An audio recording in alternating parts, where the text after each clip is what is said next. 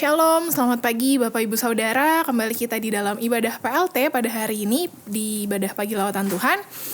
Sebelum kita mulai ibadah kita pada hari ini, mari kita bersatu di dalam doa.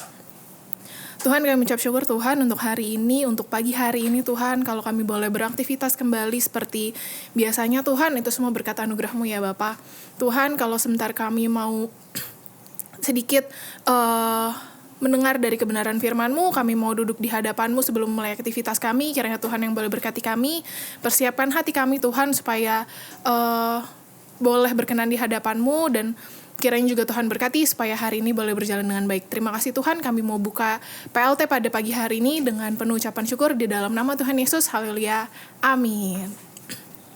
Sebelum kita mulai aktivitas kita yakin dan percaya bahwa bersama Tuhan gak ada yang mustahil untuk kita lakukan, amin.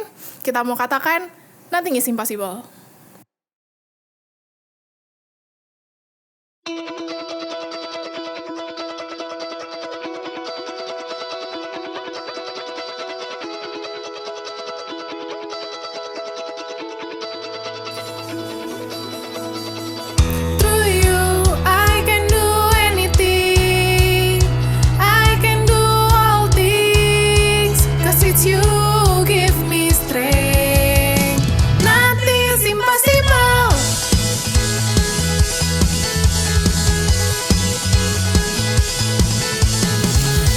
Katakan, I'm not gonna live by what I see. I'm not gonna live by what I see. I'm not gonna live by what I feel. Deep down I know that you're here with me. I know that you can do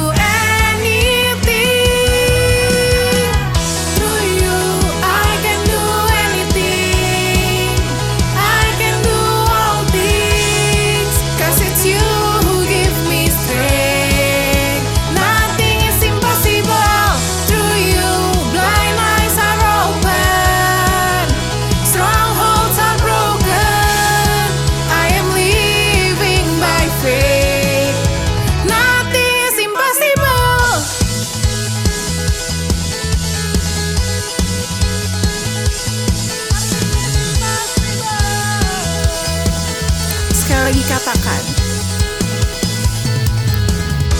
I'm not gonna live by what I see.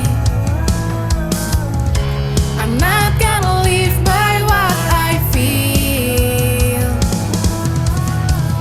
Deep down I know that you're here with me. I know that you can do anything.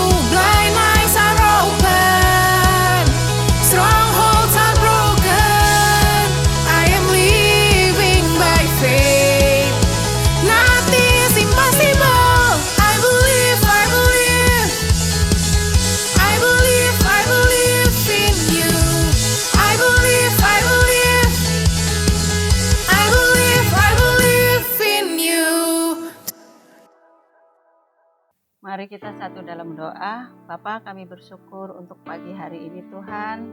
Kau memberikan kesempatan kepada kami untuk kami boleh merenungkan kebenaran dari sebagian firman-Mu.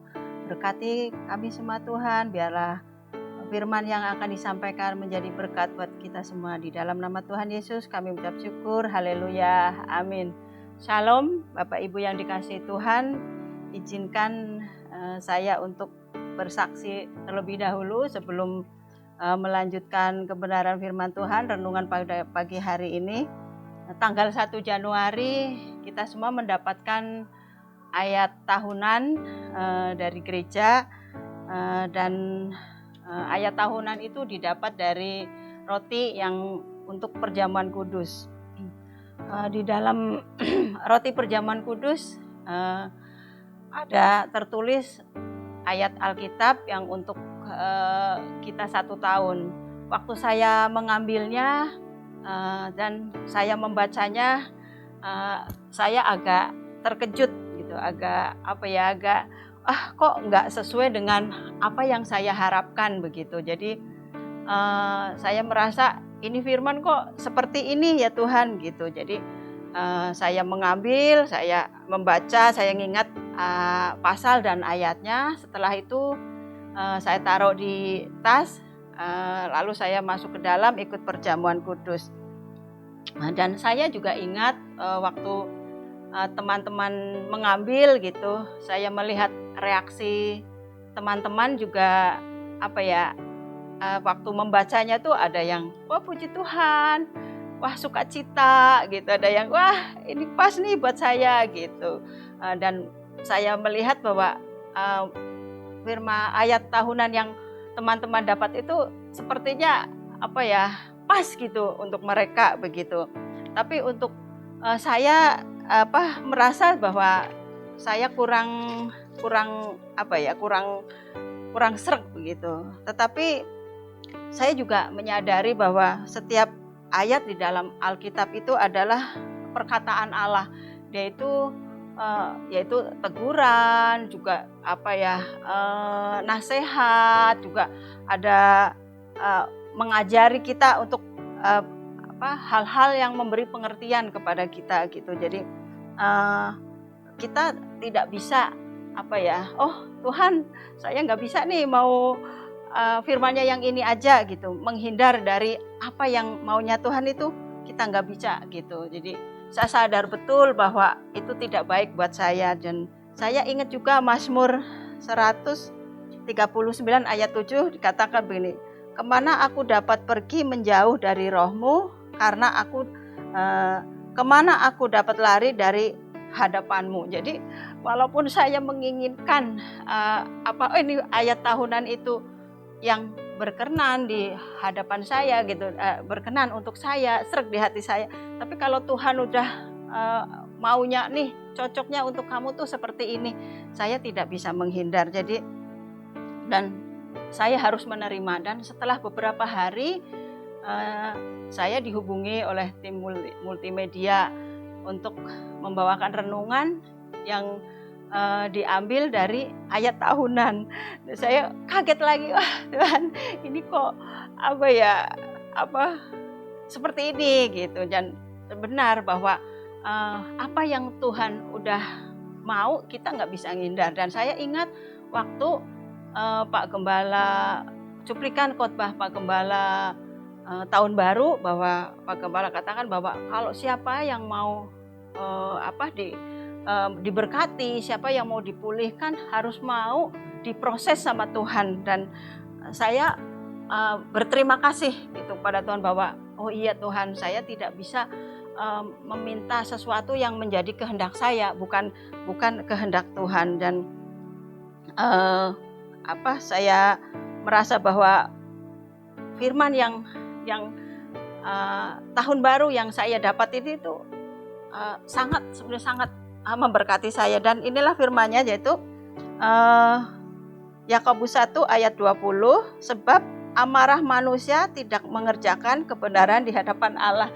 Itu firman yang memang sebenarnya Tuhan izinkan belakangan 1 tahun belakang ini, yang memang itu yang menjadi pergumulan saya karena kehidupan yang dalam kehidupan sehari-hari yang saya jalani, pergumulan persoalan itu emosi saya itu tidak stabil gitu. Jadi karena amarah saya tuh saya susah untuk mengendalikan karena pergumulan yang saya hadapi di dalam kehidupan keluarga saya begitu. Jadi saya merasa bahwa Tuhan itu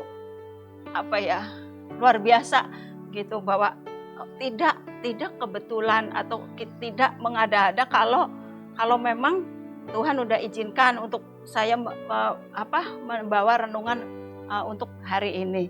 Renungan hari ini saya beri judul Firman Tuhan yang meredam amarah. Jadi amarah seringkali timbul secara mendadak di saat kita menemukan hal-hal yang nggak kita inginkan gitu loh, yang tidak beres atau yang menjengkelkan hati gitu. Jadi kadang kita merasa emosi itu waktu kita nggak terduga, mendadak kita menemukan hal-hal yang di luar dari kemauan kita. Jadi kadang kita amarah kita itu menjadi meledak begitu, menjadi tidak terkendali begitu. Padahal firman Tuhan katakan tadi bahwa amarah manusia tidak mengerjakan kebenaran di hadapan Allah. Karena kebanyakan orang juga menganggap begini, kalau kita marah itu kan manusiawi gitu. Karena kalau kita emosi itu juga itu lumrah gitu. Karena ada orang juga beranggapan seperti ini, Yesus aja waktu di dunia juga marah saat bait Allah dijadikan tempat berjualan begitu. Jadi kadang kita suka membenarkan diri dengan hal seperti itu, padahal firman Tuhan katakan tidak benar, tidak boleh gitu. Jadi sebagai anak Tuhan, kita waktu kita marah juga kita harus ingat bahwa ada peringatan dari Tuhan yang kita harus sadari gitu. Jadi yang pertama, kenapa amarah atau marah manusia itu tidak mengerjakan kebenaran di hadapan Allah? Yang pertama, karena amarah tidak mendatangkan kebaikan. Yang tadi dikatakan Yakobus 1 ayat 20, sebab amarah manusia tidak mengerjakan kebenaran di hadapan Allah. Ternyata amarah tidak menyelesaikan masalah. Jadi saat kita tidak bisa meredamnya gitu, akan ada sesuatu yang timbul yang membuat kita menjadi melakukan hal-hal yang tidak baik. Kita bisa menyakitin orang, kita bisa melakukan hal-hal yang tidak diinginkan. Contoh misalnya saya gitu, yang tadi saya katakan gitu. Kenapa firman ini Tuhan kasih ke saya untuk tahun 2024? Karena ada banyak pergumulan yang saya hadapi gitu, dan membuat emosi saya tidak stabil. Misalnya saya harus setiap hari misalnya ngomong cucu. Nah, cucu ini anak kan masih di bawah 5 tahun. Jadi dia masih masih kalau saya bilang jangan untuk melakukan hal-hal yang berbahaya, dia tidak bisa. Sekali, jangan dia gitu. 2 kali, lama-lama emosinya, nadanya pasti meningkat tinggi gitu. Nadanya pasti jadi tidak terkendali. Nah, itu sebuah contoh yang memang Tuhan ajarkan untuk saya untuk saya bisa menyadari nih, kamu tidak boleh, kamu harus bisa mengendalikan gitu, harus bisa menguasai diri gitu dalam hal sehari-hari yang kamu hadapi gitu. Jadi yang pertama bahwa emosi itu tidak mendatangkan kebaikan, malah membuat kita menjadi melakukan hal-hal yang tidak baik, dan kita harus kita harus menenangkan diri, kita harus menyadari bahwa itu tidak ada manfaatnya sama sekali. Yang kedua gitu, saya bilang bahwa amarah bisa menjadi celah buat iblis untuk masuk ke dalam kehidupan kita. Saya bacakan Efesus 4 ayat 26 ayat 27. Apabila kamu menjadi marah, janganlah kamu berbuat dosa. Janganlah matahari terbenam sebelum padam amarahmu, dan janganlah beri kesempatan kepada iblis. Akibat tidak bisa menahan amarah, atau kita bisa menjadi saling melukai, kita menjadi saling menyakiti karena ada celah untuk iblis bisa masuk ke dalam kehidupan kita gitu. Karena susah sekali sebenarnya untuk mengendalikan amarah atau mengendalikan emosi gitu. Mungkin secara mental kita bisa, kalau saya katakan tadi berapa kali saya katakan jangan ya, itu berbahaya gitu. Tapi kan karena dia masih kecil, nggak begitu nggak ngeh gitu. Karena lama kelamaan emosi itu bertambah tinggi. Kadang kita bisa secara mental, bisa dari mulut kita bisa mengucapkan kutuk atau bahkan mengucapkan kata-kata yang tidak memberkati gitu. Yang bisa kita sumpah serapah juga bisa kita lakukan gitu. Kalau kita tidak bisa mengendalikannya, karena bisa nanti iblis masuk dalam masalah dan kita bisa tidak mengendalikan diri. Yang kedua, secara fisik, kita bagaimana Kain dan Habel gitu. Kisah Kain yang membunuh Habel karena secara fisiknya menghilangkan nyawa. Karena apa? Karena dia amarah dan karena dia panas hati, akhirnya dia membunuh adiknya. Dia tidak terima karena persembahannya tidak diindahkan oleh Tuhan. Akhirnya terjadi menyakiti gitu loh. Terjadi sesuatu menghilangkan nyawa orang, menyakiti secara fisik begitu. Bahkan sama adiknya pun dia tidak peduli begitu. Dan jadi kita bisa belajar bahwa ternyata dengan ayat tahunan yang saya dapatkan dari Tuhan, bahwa itu mungkin hal yang sepele yang saya tidak begitu tidak begitu maksudnya pergumulan tidak begitu besar, tapi belajar dari firman Tuhan yang saya dapat dari ayat tahunan bahwa berkatnya luar biasa. Ini saya akan bacakan bahwa ternyata saya bisa disebut seorang pahlawan ya saat saya bisa menahan amarah dengan menenangkan diri atau menguasai diri dan bersabar. Saya bacakan waktu saya baca ayat ini, Amsal 16 ayat 32, ya Tuhan, ternyata ini ya yang Tuhan mau untuk saya sebagai seorang ibu, juga sebagai seorang oma yang harus bisa mengontrol begitu. Gini, Amsal 16 ayat 32 dikatakan begini, orang yang sabar melebihi seorang pahlawan, orang yang menguasai dirinya melebihi orang yang merebut kota. Luar biasa. Jadi ternyata Tuhan mau saya itu menjadi pahlawan buat keluarga saya, buat lingkungan saya, buat lingkungan gereja dimanapun saya melakukan, untuk saya bisa menguasai diri, bisa menempatkan diri, bisa juga bersabar dalam segala hal. Jadi dengan bersabar dalam menghadapi segala sesuatu, kita bisa menjadi seorang pahlawan bagi keluarga, bagi lingkungan. Saya percaya bahwa berkat Tuhan juga akan didapat kepada setiap orang yang mau taat akan firman Tuhan. Kita tidak bisa memilih untuk melakukan, oh Tuhan jangan ayat ini dong, oh Tuhan jangan tegur saya dong. Tapi saya ingin bagikan kepada Bapak Ibu yang dikasih Tuhan bahwa